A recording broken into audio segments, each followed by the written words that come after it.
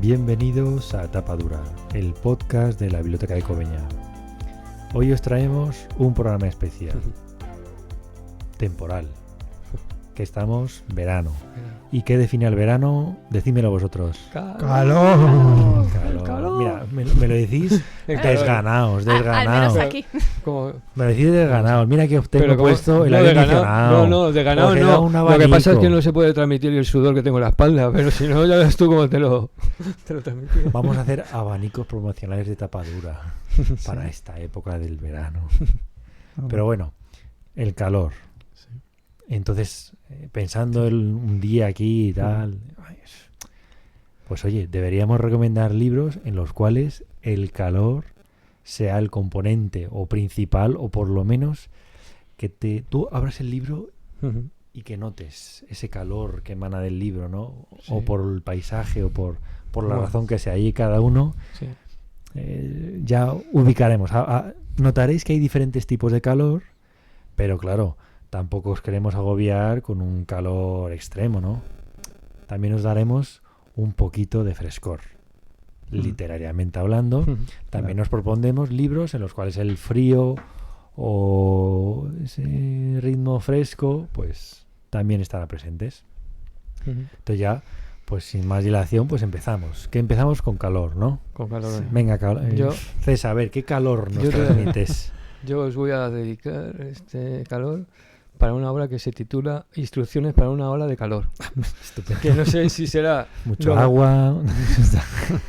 Evita salir en las horas. A lo mejor el título engaña un poco, a ver si me entiendes, pero sí que es cierto de que la historia transcurre durante 4 días en julio de 1976, en Londres. Y es cierto que al comienzo del libro, pues... el gobierno se ve forzado a dar unas instrucciones por el tema de la ola de calor. El tema de... Y también hay una crisis de agua para que el consumo sea más comedido. Un racionamiento. Efectivamente, pero la historia real es la historia de una familia que transcurre en 4 días, en el cual una de las el padre, que ya está jubilado, decide ir a comprar el periódico, creo recordar, y desaparece. Con eso empieza un trama bastante chulo, de verdad. Y escrito por Mario Farrell. Esto es cierto, no he dicho nada. Y publicado por Salamandra. Efectivamente, también, siempre Salamandra, siempre hay. Pero Mario Farrell, que nunca defrauda, de verdad. Os lo recomiendo todas sus obras, en cualquiera de ellas. Esta es más ligera, habla sobre todo de amores, celos y los rencores que existen en una familia. Lo que hablábamos anterior. Que eso también acalora mucho. Efectivamente. Eso también acalora mucho. Sí, sí. Y aparte que tiene un final así muy, muy molón. De verdad, os lo recomiendo. El desenlace es muy bueno. Os va a gustar. Me ha entrado calor. Leire, ¿nos refrescas un poco, por favor? Sí, yo casi mejor que voy a alternar con un libro en donde haga frío. Y bueno, la verdad es que he sido muy básica. He optado por Asesinato en el Orient Express de Agatha Christie, porque lo que desencadena todo al final es una tormenta de nieve. Entonces está ahí varado el tren en algún punto de la antigua Yugoslavia, creo recordar, y está nevado todo por fuera, y mientras está pues Poirot investigando el crimen que acaba de cometerse.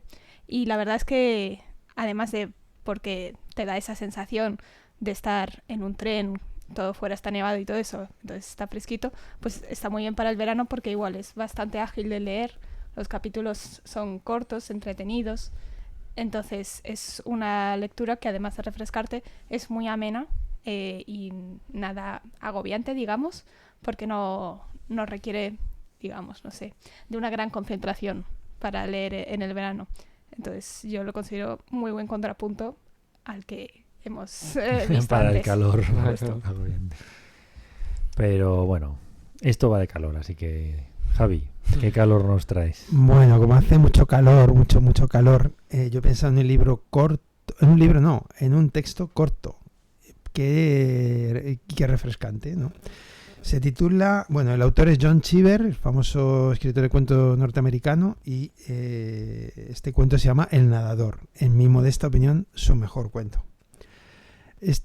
Trata de un ejecutivo del mundo de la publicidad que vive en una mansión en un valle Y se da cuenta de que en ese valle viven muchos otros, gente potentada, gente rica, gente con la que se ha relacionado. Entonces se le ocurre una idea bastante original, que es recorrer todo el valle, pasando por las casas, pero bañándose en las piscinas de todos los vecinos. Entonces entra en una piscina por un lado, sale por el otro, y se marcha de la casa y entra en la siguiente. Bueno, esto es algo sorprendente.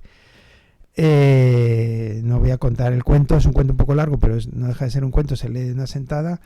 Es magnífico por todo lo que vamos sabiendo de él y de ese valle donde vive toda esa gente, ¿no?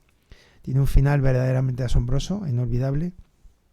Y además diré que hay una película que se filmó en 1968, protagonizada por Burt Lancaster, hace un papel impresionante. Una película que dirigió Frank Perry, por lo visto terminó Sidney Pollack porque hubo algunos malos entendidos. Está en Filmin, así que si alguno tiene esa plataforma puede verlo ahí. Y es una película que dura 1:30, que sale de ese libro.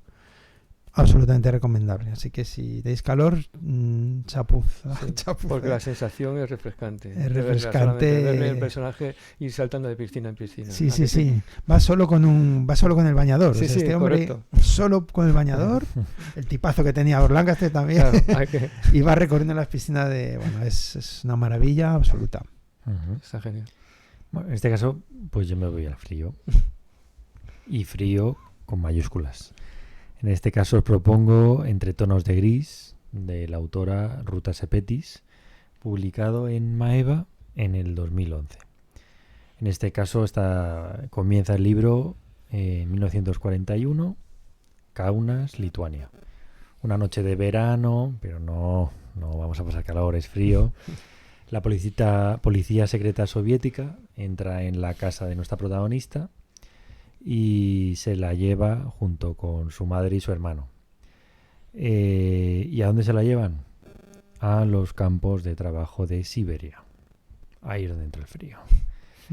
En realidad es un campo de concentración, pero en este caso, pues bueno, el campo de concentración no tiene vallas, sino que tienes kilómetros y kilómetros, cientos de kilómetros de nieve por un lado, cientos de kilómetros de nieve por otro lado, con lo cual si te quieres ir, te puedes ir, pero no vas a sobrevivir para nada. Porque claro, también siempre tenemos el campo de concentración ambientado como si estuvieran la patente los nazis, pero no, aquí también lo aplicaron bastante.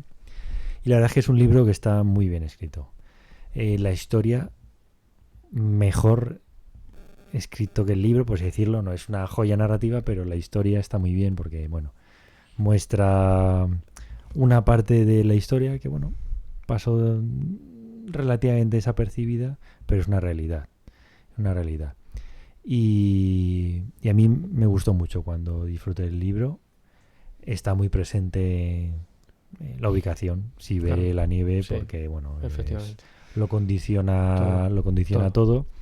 Y lo que ya ocurre allí, pues ya no lo puedo leer. Porque bueno, mi ética como bibliotecario no me lo permite. Pero bueno, invito a todos los que quieran y que se puedan acercar al frescor, entre comillas, de Entre tonos de gris. Y después de este frescor, pues Leire, ¿qué calor nos traes? Vale, pues me ha costado decidirme, pero al final he optado por Las tumbas de Atuán, de Úrsula K. Le Guin, que forma parte de las historias de la saga de Terramar, de un mago de Terramar, y es bastante cortito, la verdad, y me recuerda el calor, pues más que nada por la ambientación, el paisaje, que es así como desértico.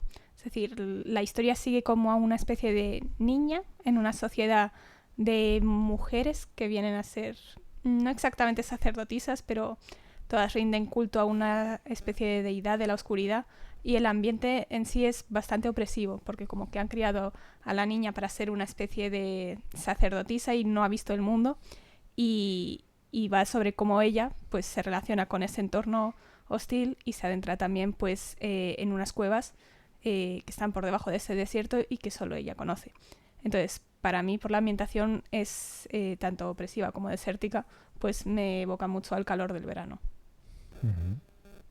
La verdad es que Úrsula K. Le Guin en temas de ciencia ficción, ¿no? Ujú. Es una autora top. Esto es más fantasía porque es del ciclo este de Terramar, pero sí, además que últimamente se le está dando mucho bombo a Úrsula K. Le Guin, ha resurgido otra vez, pero es verdad que más por ciencia ficción. Se ha publicado el libro completo de Terramar, creo, un volumen Sí, muy, tocho, de ese lo leí. muy grande. Sí, lo tiene mi hija, por eso lo sé.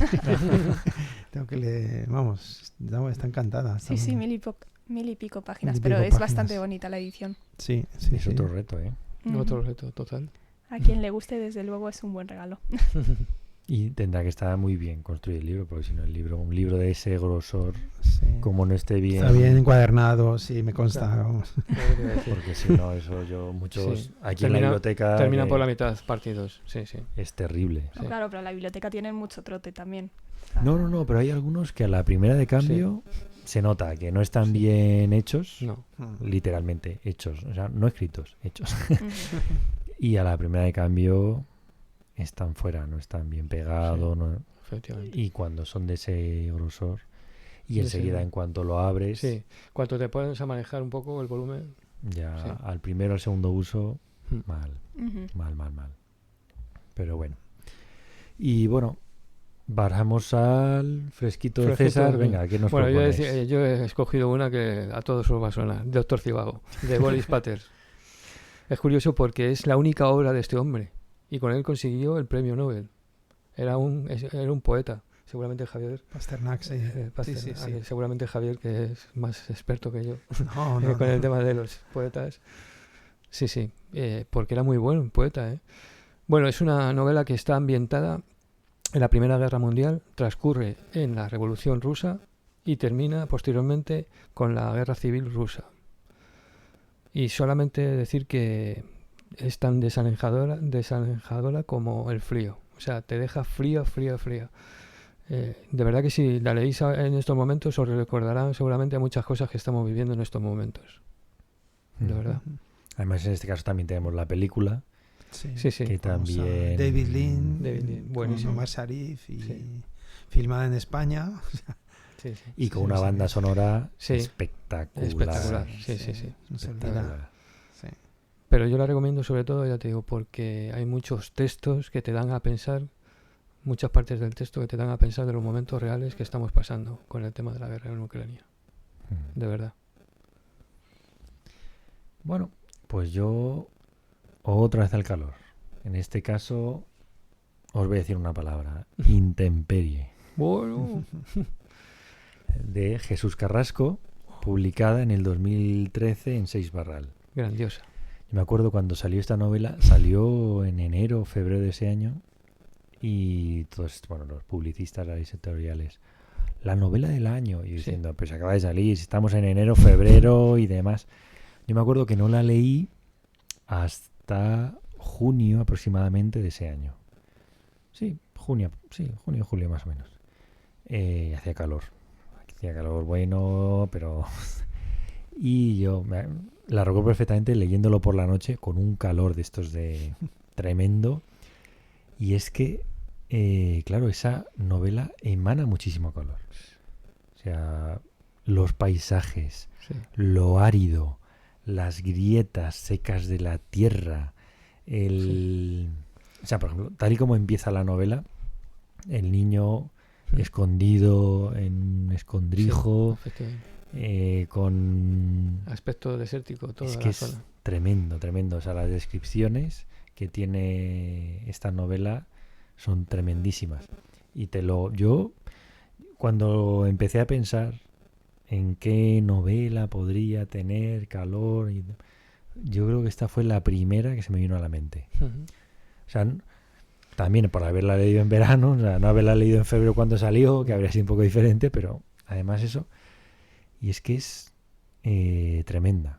Yo la saqué de la biblioteca, la leí aquí y recuerdo que lo comenté contigo, Andrés, porque decía, bueno, ¿cómo es eso de que se puede ver una luz en kilómetros, a lo largo de kilómetros? Digo, esto es exagerado. Y entonces Andrés me decía, no, hay zonas de Cáceres, era, ¿no? Sí, Extremadura. De Extremadura que son Sí. así, que son Sí, unos páramos tremendos y se puede ver la luz. y comentamos eso de la novela. Además fue de Jesús Carrasco su primera novela. Sí, la primera. El debut. Espléndido. Literario, sí. Y también se valoró mucho el rescate de muchas palabras del campo, muy particulares, ¿no? De las caballerías y de la labranza y tal. Un estreno estupendo. Tiene un lenguaje curioso, cuidado. Porque, tiene un lenguaje... porque además esa novela está totalmente deslocalizada. Sí. Temporalmente y en una localización tampoco exacta. Sí, podría ser Almería también. Puede ser tal o puede ser Castilla, León o cualquier ubicación. No la quiso poner. Y también debo decir que esta novela, o gran parte de esta novela, según me lo dijo el autor, fue escrita en bibliotecas. Fíjate. Que iba escribiendo y demás. Luego se llevó al cine. Creo que la protagonizó Luis Tosar. Quiero recordar. Y también sí que hubo algunas modificaciones respecto al texto y demás, pero también yo creo que con la... Es que son difíciles ese tipo de adaptaciones, cuidado. Incluso es difícil, porque todavía no lo he explicado, hasta explicar de qué va la novela, o a mí me lo resulta. A mí me parece un western. Sí, es lo que estaba tiene pensando. mucho de esa dureza, de la determinación de una persecución salvaje y un final también muy... ¿Sabes una cosa? Me vino a la memoria una novela también de este autor que ha fallecido recientemente, el de La carretera. Sí, Cormac McCarthy. Sí, Cormac McCarthy, porque es que me recuerda ese tipo de texto y de lenguaje. Es muy desgarrado. Es muy desgarrador por parte, porque La carretera, yo me acuerdo cuando la leí que dije, joder, madre mía, es impresionante. También transmite el tema del calor, esa obra. También, fíjate, también. Ahora que lo pienso. De Estados Unidos ahí, profundo y tal. Sí. Pero bueno, para ver un poco de qué va, voy a leer una pequeña sinopsis. Dice: Intemperie narra la huida de un niño a través de un país castigado por la sequía y gobernado por la violencia. Un mundo cerrado, sin nombres ni fechas, en el que la moral ha escapado por el mismo sumidero por el que se ha ido el agua. Eso ya... Sí. A saber lo que te puedes encontrar ahí. Bueno, yo ya lo sé, pero... pero sí. Sin embargo, luego en las siguientes novelas de Jesús Carrasco ya es otro rollo. Sí, no tiene nada que ver. No tiene nada que ver. Pero es un autor... En esta primera, para ser su primera novela... Fue brutal. Fue espectacular. Y además también es muy corto. Son 200 y poco páginas. Bueno, pero la siguiente que trata con el tema de las familias... el tema está muy bien también. No recuerdo el título, pero sé que trata sobre cuidar a un padre. Sí, tiene otras dos más. Esta última que dices tú es la última, cuyo nombre no me acuerdo. Que es interesante, porque desde ese punto de vista es interesante, de verdad lo recomiendo, por el tema del trato hacia los familiares. Esta trata de que él vuelve él vive fuera. Se tiene que venir para cuidar a su padre. Llévame a casa. Ya no me acordaba. Estamos hablando. Sí. Que para eso tenemos Google. Vamos aquí súper rápidos. Y la que está entre medias, porque hasta ahora ha publicado 3, se llama La tierra que pisamos. Y que su madre está enferma y se vuelve para cuidarla. Sí, para cuidarla, perdona, era su madre, no su padre. Es que recuerdo que, te quería decir que lo he leído hace tiempo, pero también me transmitió, me gustó el tema, cómo está tratado. Pero bueno, y después de tanto calor, Javi, refrescanos un poco. O nos dices un libro fresco, o nos pones el aire, o préstame del abanico. Voy a hacer ruido. Bueno, que nosotros pasemos calor, nuestros amigos hermanos latinoamericanos del hemisferio sur están ahora mismo en el equivalente a diciembre. Claro. Así que me he agarrado de esta extraña excusa para recomendar un libro publicado en España de uno de los microrelatistas más importantes en lengua castellana. Se llama Raúl Brasca, es argentino, y acaba de publicar Obra Reunida, donde recoge varios libros de cuentos. No todos son microrelatos, aunque el microrelato en él es importante porque además él es un teórico del microrelato, organiza fórums y congresos, Me ha dicho que seguramente el año que viene estará por España, o sea que si podemos lo capturamos y le haremos alguna entrevista. Un secuestro express. Secuestro express, muy calentito y nada. Si son microrelatos tampoco puede ser muy... Pero él querrá venir para el verano, para el calor, ¿no? Será una visita rápida, como la del médico que dicen. Bueno, entonces, nada, ya sabéis, el microrelato es un género muy interesante. De hecho no tiene ni nombre porque quien habla microficción, microrelato, microcuento además se pelean ahí entre ellos sobre cómo definirlo, pero tiene muchas variantes. Hay una variante más cómica, otra más filosófica o más profunda, otra más irónica, otra más lírica, ¿no? Entonces voy a leeros 2 microrelatos. El primero, y además que son de 2 estilos muy distintos, el primero es más paradójico y humorístico y el segundo es muy lírico. Además el segundo solo ocupa 2 líneas, así que van los 2 seguidos, espero que os gusten. El primero se titula Saber buscar. El profesor R.W. Fossert y su hijo desaparecieron en la selva amazónica en 1925 cuando intentaban localizar una ciudad legendaria citada por Francisco Raposo en el siglo XVIII. Se los buscó inútilmente en la jungla durante decenios, hasta que en 1975 los encontró un científico tenaz, el doctor Percy MacDonald, que así culminó una larga investigación que lo había llevado por todo el mundo. En la pequeña ciudad de Cindersdale, Australia, los descubrió y reconoció de inmediato tras los cristales del pequeño recinto que compartían. Salvo el cabello crecido y el reducido tamaño de sus cabezas, los exploradores no habían cambiado nada. Salvo su reducida cabeza, ¿no? Sí, los habían jibarizado, ¿no? Por eso digo que salvo eso. Ese pequeño detalle. Bien, el segundo se llama Vuelo. 2 líneas nada más, dice así. La mariposa enamorada del fuego se consumió entre las llamas. El fuego remontó vuelo.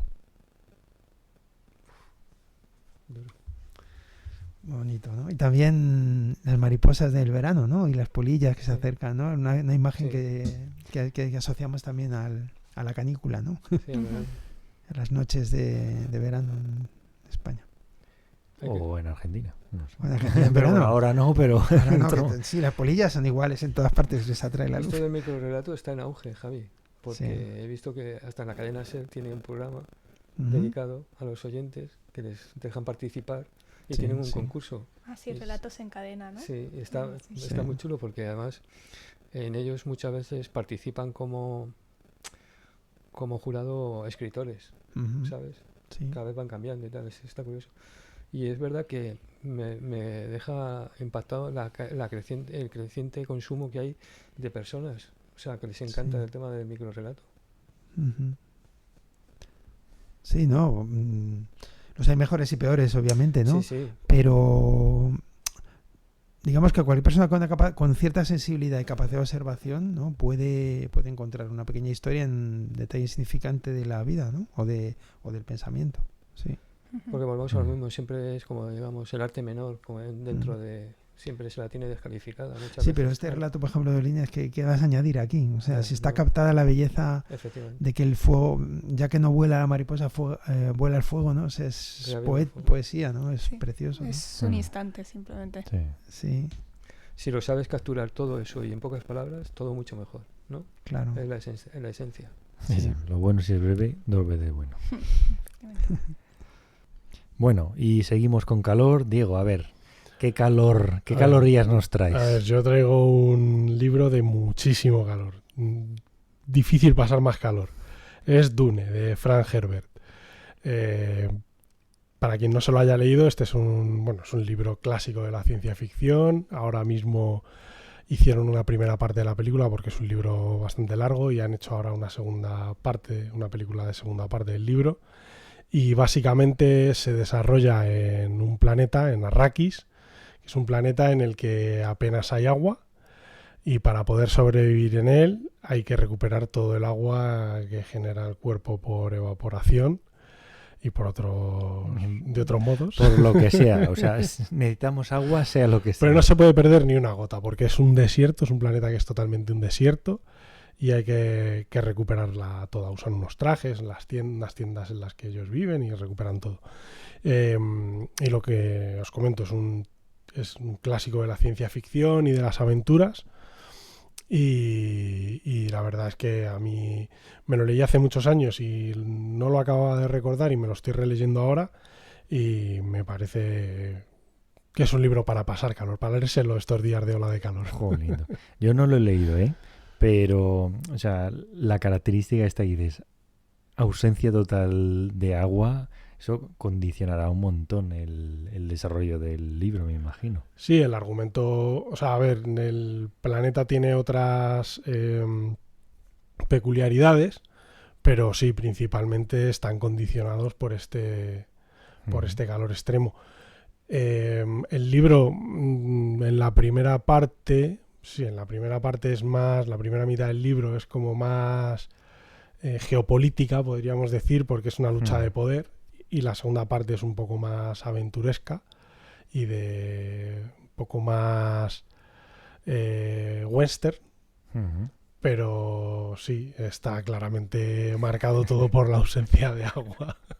Y ahora pregunto, has comentado lo de las películas, ¿está bien ambientada? ¿Esta es de las buenas o de las malas? Pues fíjate, me las iba a ver, pero antes de leérmelas me puse a recordar el libro y no las he visto porque primero me quería leer el libro. Entonces estoy ahí y estaba esperando a que sacasen la segunda, que va a salir ahora en este verano, para no verme una y quedarme con las ganas de ver la otra. Entonces cuando estén las dos ya para verlas fácilmente... Que puede ser una película muy de verano, ¿no? Sí, muy de verano, de 40 grados en la siesta, ahí es se da fresquito. Total. Pues yo voy a subir tu envido al calor y meto uno que se llama Ardores de agosto, de Andrea Camilleri. Mira, te voy a leer el inicio, cómo empieza la reseña de atrás. Voy a poner voz, Vale. Un calor asfixiante arrasa Sicilia como una llamarada. Durante el día el aire se vuelve irrespirable, las piedras queman y ni siquiera un baño en el mar ofrece algo más que alivio momentáneo. A ver, tienes ventaja, porque en Sicilia tienes calor en los pies y tienes calor del ambiente. Brutal. Bueno, es una novela de la saga de Montalbano que tiene varias. Yo, por ejemplo, también tengo aquí la de La búsqueda del tesoro, que también se desarrolla en verano, que fue con la que yo me introduje en el mundo de Montalbano, que creo que es la número 20, pero bueno, cada uno empieza por donde puede o donde quiere. Poquita cosa, 20 libros. A ver.